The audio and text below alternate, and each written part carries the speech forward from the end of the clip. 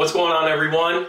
Billy Glowacki here with Unchained Potential. Welcome to our Whiteboard Wednesday series. We're talking about strength training principles and how we can adjust and manipulate them in order to produce optimal results in your training.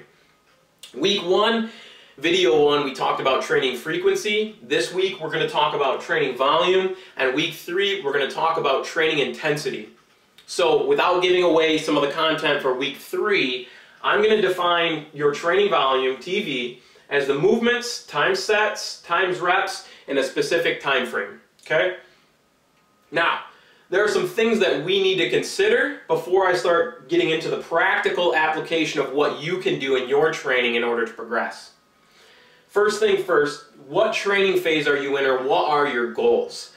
Are you a power lifter or are you an endurance athlete? Are you training for size or for strength? These things need to be considered when you start thinking about what's the optimal amount of training volume you need in order to progress. What's your training status? Are you brand new to training, or have you been training for 30 years? These things are going to have, they're going to carry a lot of weight in regards to how much volume you need to progress. Recoverability. So what's your life like right now? Are you at an all-time high from stresses in your life? Is your nutrition good or bad? And how's your sleep? These things we have to consider in order to understand how well are we recovering. If you're not recovering well, you probably shouldn't be taking on a great deal of volume in your training. Lastly, we're going to talk about training volume and intensity, and the inverse proportionate relationship between these two things. As your training volume goes up, your training intensity has to start to go down. And the opposite is also true. If your training intensity goes up, your training volume needs to start to go down. The last thing I want to talk about before we get into things is this idea as the optimal amount of reps per body part per day for you to be successful in your training. I will link in the comments a study by Wormbaum where he talks about the optimal amount, and I'll also provide a link to Dr. Eric Helm's video. I believe it's called the Muscle and Strength Pyramid, and he goes into great detail. It's a very impactful, brilliant video. I really highly suggest, if you're interested in this stuff and you want a little bit more in-depth look on this, I'll link that video. Dr. Eric Helms has some really good stuff for you. But for now, the research shows in between 30 and 60 or 40 and 70. For today's purposes, we're going to talk about 40 to 70 reps per body part per day. That's going to be optimal for you to progress. Now, transitioning. We have two different athletes. Okay, two examples, and I'm going to show you how you can apply this in your training. So, athlete A. Athlete A is training basically the one body part per day split. So, day 1, this athlete A, is doing 5 movements. Let me get over here so you guys can see this better. Athlete A, they're doing 5 movements per muscle group, and they're doing 3 sets of 8 on each one of those 5 movements. What this gives us is approximately 120 reps per day. Now we know that they're only training they're only training this movement or this body part 1 time per week, so we automatically know that their training volume is 120 reps per week. Now if we go down here to athlete B, what I did is I broke their training, their split into 3 days. So Monday, Wednesday, and Saturday. Each day they're going to do 2 movements, and they're going to do 3 by 7 on each one of those 2 movements. So what I did is I tried to equate for volume. Hold on, I'm switching over again. I tried my best to equate for volume, so that's not something that we need to get hung up about. But this athlete is doing about 126 reps, and this athlete did 120.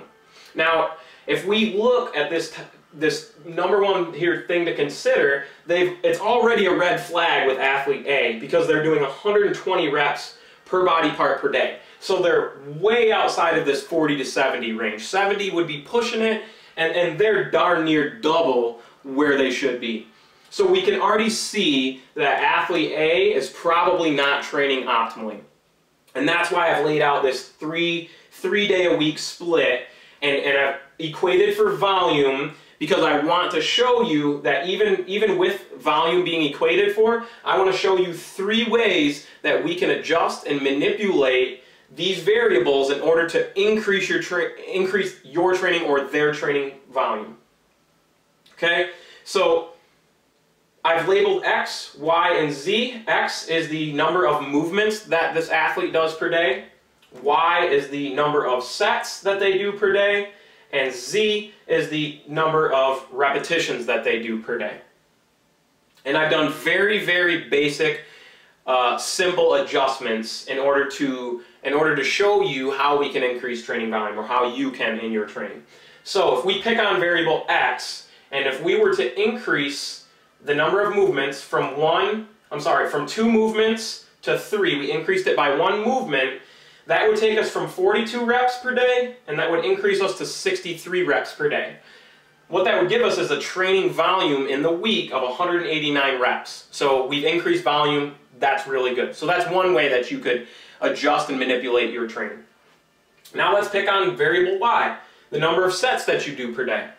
So right now this athlete's doing 3 sets on all of their days. If we increased from 3 and we increased by 1 up to 4, so now we're doing 4 sets per day, we can now increase from 42 reps per day to 56 reps per day, which gives us a training volume, total weekly volume of 168 reps in a week.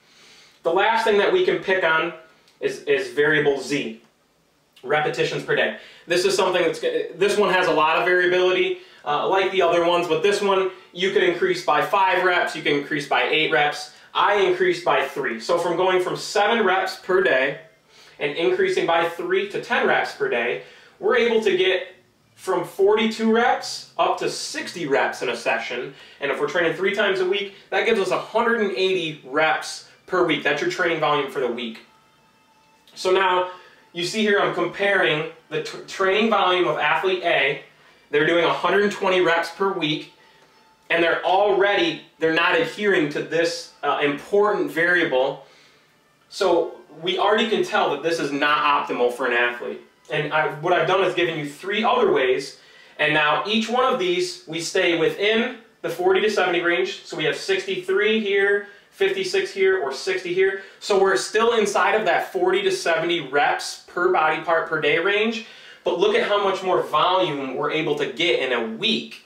This athlete gets 120, and 3 different ways that we could adjust athlete B's training in order to get them more volume. We have to understand also that more training volume is going to produce greater results in your training. So that's all I have for you guys for today on video number 2, training volume. Thank you for tuning in. Please follow our social media, Unchained Potential. Like this, share this, comment if you'd like to see something else. We've already got a request to talk about some different forms of training, but if there's something that you'd like to hear me talk about inside of my scope, I'd be really happy to fulfill that need. Thank you for tuning in, guys. Really appreciate you. Have a great day. Stay unchained.